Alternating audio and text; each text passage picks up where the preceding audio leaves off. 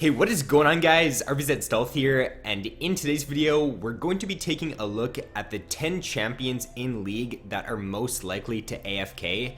So just so you guys know, this video is purely stat based. This list is not my opinion, it's actually like fact. These 10 champions do AFK the most in League. I will give my opinion though on why I think these champions do AFK a lot. First up on the list at the number 10 spot is Jace. So I was actually kind of surprised that Jace did take this number 10 spot, considering we really don't see a whole lot of Jace in solo queue, at least recently. The main reasons to why I think he does AFK more though are because he is a tier stacking champion, and tier stacking champions need to farm up in the early game. They need to not die in the laning phase to be successful, and therefore if you die once in the lane as Jace, I can see it being pretty frustrating because you're missing out on a lot of tier stacks. You're gonna fall like pretty far behind, and Jace is also he's an item reliant champion. If you don't have items on Jace, then you're gonna be super useless. You provide no strong crowd control for your team, and your team fight really isn't that good. It really isn't that good either. So just because he is pretty early game reliant and he's a tier stacking champion, that's why I think he does AFK more.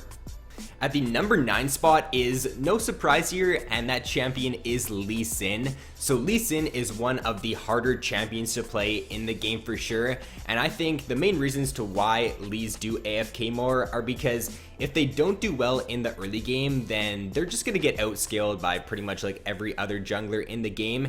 Unless you are a really good Lee Sin player and you can make those like inset kick plays and those nice flash plays once you do get to those mid game team fights, you're not going to do really well on the champion. So if you end up dying a few times in the early game, or you're just not having a good game, then I could see that being the reason to why Lee Sins do AFK. Next up at the number 8 spot is Aatrox. So Aatrox is a champion who really hasn't been seeing any success recently in the top lane or in the jungle.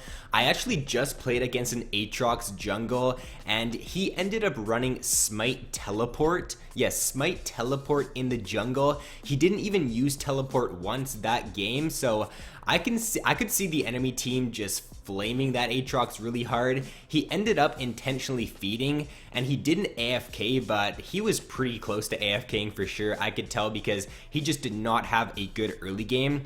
I think the main reasons why Aatrox do AFK are because he just doesn't really have a whole lot of strong matchups right now in the top lane. He's also not that great of a jungler, so you can easily just die in the laning phases, Aatrox, fall behind, and I could see that being the reason to why he does AFK.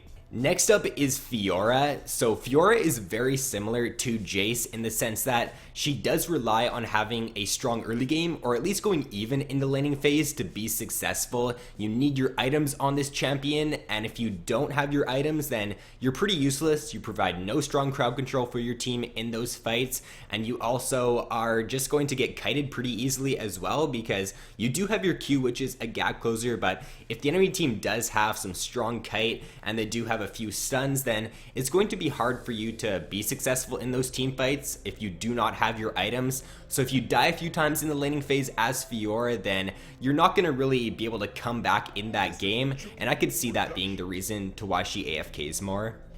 Taking the number 6 spot on the list is a champion that I definitely thought would be on this list, and that champion is Draven. So ever since Tyler 1 became more popular on Twitch and he kind of promoted Draven, I've been seeing so much more Dravens in solo queue, and I actually did have one that AFK'd, I think it was a few days ago. The reason to why our Draven AFK'd was because when our jungler ganked, our jungler took the kill and did not give it to the Draven, even though it was like a really close kill and the Draven might have not even gotten the kill. So the main reason to why Draven's AFK more is mainly because of his passive. His passive is it's a really weird passive because it's completely useless unless you do end up getting a kill in the laning phase. If you don't get a kill in lane and you just end up dying, then it's probably the most useless passive in the game. However, if you do get a few kills with him in lane, then it can just snowball the game out of control and you can get really far ahead of the enemy AD carry. So when your team does take kills when you are playing as Draven, it can be pretty frustrating, I can see, and for the Draven players that do like kind of tilt more easily than other players, I could see that being the reason to why they AFK. At the number 5 spot is Kindred. So I think there are two main reasons to why Kindreds do AFK more. The first one being is that she's a very early game reliant jungler, or I should say she's more of an item reliant jungler. If you don't get your items on Kindred, then you're going to be pretty useless. And the second reason is because of her passive. I see so many Kindred players just go way too aggressive in the early game to try to get passive stacks, and they end up dying and they end up falling behind. For example, I'll see some Kindred players, if her passive is at the enemy Raptor buff, she'll end up going into the enemy's jungle when her mid laner doesn't even have any pressure. The enemy mid laner will roam over and the enemy jungler will be there, and then they'll just end up killing her. And then the Kindred player will end up flaming her mid laner for not roaming over and not helping her, and then she'll just end up going AFK. At the number 4 spot is Nidalee. So Nidalee is very similar to Kindred, and this has been a trend for a lot of this video. These early game champions tend to AFK more because you're going to be pretty useless with Nidalee if you don't do well in the early game. You also don't have any good crowd control, and you are a very strong early game jungler, but it can be very frustrating for sure if you end up dying with Nidalee in the early game, or if you end up getting invaded on, because you know that you have to do well early with Nidalee or else you're not going to be very successful. So I could see, like, if a Nidalee player dies in the early game or she ends up getting invaded on, then I could see them AFKing for sure. At the number 3 spot is a champion that I thought would be at the number 1 spot on this list, but I guess the number 3 spot is still pretty high up, and the champion is Riven. So Riven is one of those early game reliant snowball top lane champions. Riven is probably one of the champions that I actually do see AFK the most, and this is the reason why I thought she would be high up on this list. Riven players just, if they end up getting ganked in the early game, I find that they just end up flaming their jungler for not helping them and not ganking. And if they do end up dying a few times in lane, then they'll just end up going AFK. They won't come back, and you'll probably end up losing that game. So because Riven is a pretty early game reliant champion, I think that's the main reason why she AFKs more.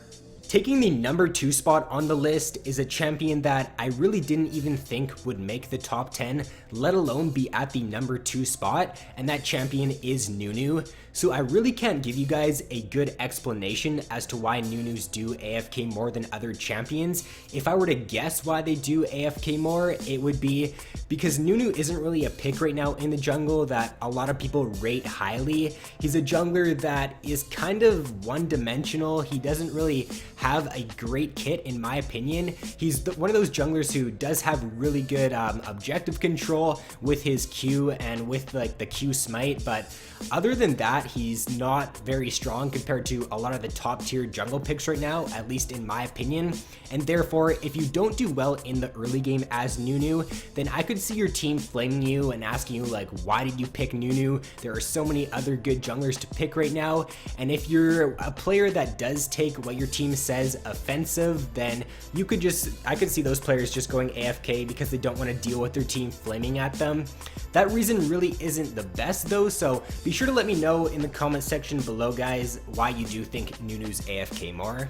And taking the number 1 spot on this list is Yorick. So there are a few reasons to why Yoricks do AFK more, in my opinion. The first one is that he is also a tier stacking champion, and tier stacking champions need to do well in the early game to be successful. And if you die in the early game as Yorick, then you're really not going to be useful at all. The second reason is because he's just a trash tier top lane pick. Let's be honest here, Yorick hasn't been a good pick in the top lane for a really long time. I can't even remember back to when he was a decent pick in the top lane, and therefore if you end up dying in the laning phase as Yorick, then I could see your team flaming you, telling you, like, why the hell did you pick Yorick? Why are you playing this crappy champion when you could be playing someone like Gangplank or Aurelia that are really strong right now? So a combination of like dying in the laning phase and then your team flaming you for dying are the main reasons to why I could see Yorick's going AFK.